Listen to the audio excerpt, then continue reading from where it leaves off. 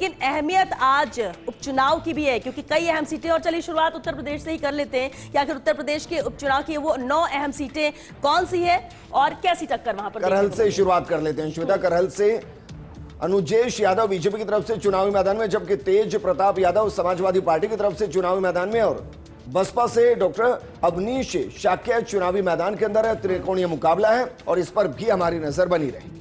बिल्कुल, सीसामऊ विधानसभा सीट पर भी नजर डाल लेते। देखिए, ये भी अहम सीट है। बीजेपी से सुरेश अवस्थी मैदान में, सपा से नसीम सोलंकी और बसपा से वीरेंद्र कुमार शुक्ला भी मैदान में। त्रिकोणीय मुकाबला इस सीट में भी देखने को मिल रहा है। कुंदर की विधानसभा सीट, यहां से रामवीर सिंह बीजेपी की तरफ से चुनावी मैदान में, समाजवादी पार्टी से हाजी रिजवान चुनावी मैदान में और बसपा की तरफ से रब्तुल्ला खान चुनावी मैदान के अंदर है। त्रिकोणीय मुकाबला यहां भी देखने को मिल रहा है। कचहरी विधानसभा सीट बेहद अहम सीट ये भी है और इस सीट पर भी हम नजर डालें।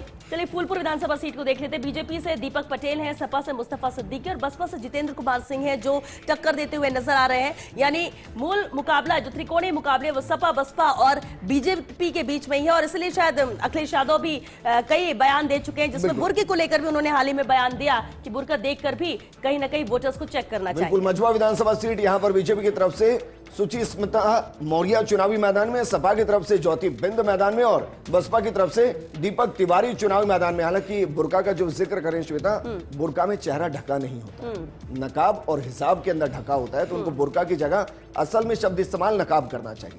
बिल्कुल, लेकिन अब ये भी एक मुद्दा बन चुका है जिस तरह से उन्होंने बयान दिया और वहां की महिलाओं ने इसका जवाब दिया है। खैर विधानसभा सीट का जिक्र कर लेते हैं। बीजेपी से सुरेंद्र दिलेर मैदान में, देखिए सपा से चारू कैन है जो उन्हें टक्कर देते हुए नजर आएंगे और बसपा से पहल सिंह है। तो सपा बीजेपी बसपा वर्सेस यहाँ पर त्रिकोणीय मुकाबला इस सीट पे भी एक और सीट का रुख कर लेते हैं। गाजियाबाद विधानसभा सीट है। बीजेपी की तरफ से संजीव शर्मा चुनावी मैदान में है, समाजवादी पार्टी की तरफ से सिंह राज चुनावी मैदान में और बसपा की तरफ से परमानंद गर्ग चुनावी मैदान में है। एक और सीट जहां त्रिकोणीय मुकाबला रहने वाला है। मीरापुर विधानसभा सीट, आरएलडी से मिथिलेश पाल है मैदान में, सपा से सुम्बुल राणा है और बीएसपी से शाह नजर यहां पर इन्हें टक्कर देते हुए नजर आएंगे। मीरापुर विधानसभा सीट भी बेहद अहम है यूपी की। और उत्तर प्रदेश में तो उपचुनाव में 9 सीटों पर तो लड़ाई इसी बात को लेकर है कि आखिर जिसके खाते में जो सीट है क्या वो सीट को बचा पाता है। और दूसरे की कोशिश ये रहेगी कि दूसरे की सीट को इस बार छीन लिया जाए जब उपचुनाव है। और उपचुनाव एक तरह से दूसरी पार्टी के लिए मौका होता है जो पहले चुनाव में जीत नहीं पाई।